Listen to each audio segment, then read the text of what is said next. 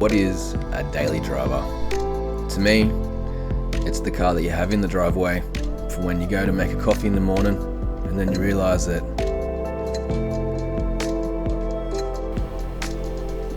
you're out of milk.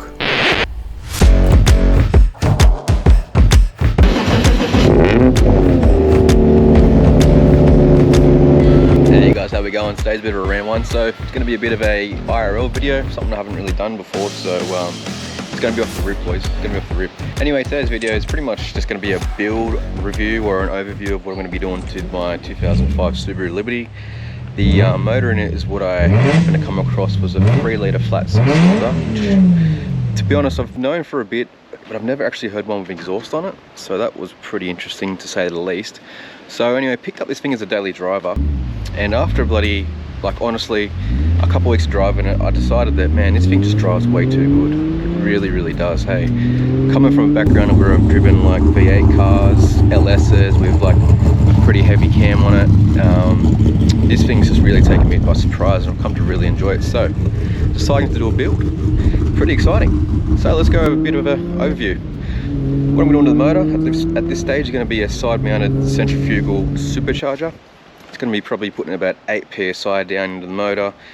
Expected power is probably to be about 200 or 220 all-wheel kilowatts. Again, this is an all-wheel drive Subaru, so pretty decent power for a Subi. I'm going to keep it on pump 98 at this stage, but depending on where we go to the tune, we could add in flex fuel and maybe go ethanol. Just depends what the numbers we get. Starting from the front, going to be adding a new grille. Going to be adding a new bonnet with like a sort of like a little scoop, but not like the big exposed WRX ones, like the more modest type. Going to be getting the front bumper resprayed, or even maybe a different style if I like a different style. Going to be getting that done. Then we're going to put a front splitter as well.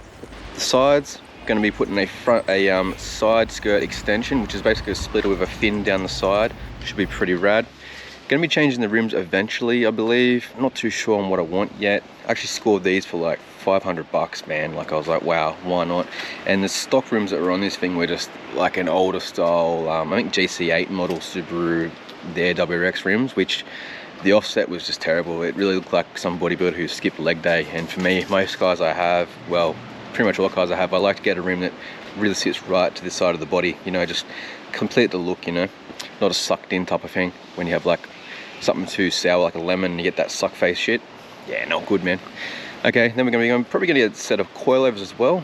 It's going to be going on.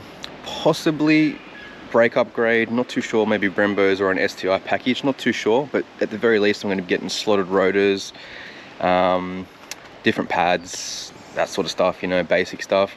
Moving to the rear, we're going to be putting a new rear boot, going to be getting rid of the rear wing, going to get like a bobtail type wing, just like the little kick at the top, just that style. I really like that style, eh? Possibly a window rear wing as well, or a rear spoiler type of thing, one that goes flat off the top of the roof line, not a raised one, nothing like that, just something to keep it nice and sleek. Exhaust has already been done. Technically, it's got a muffler delete, so it's not running any mufflers at the moment, so it's very, very loud, but it sounds pretty freaking sick and very crisp. I do enjoy it. Probably what sold me on the car, to be honest.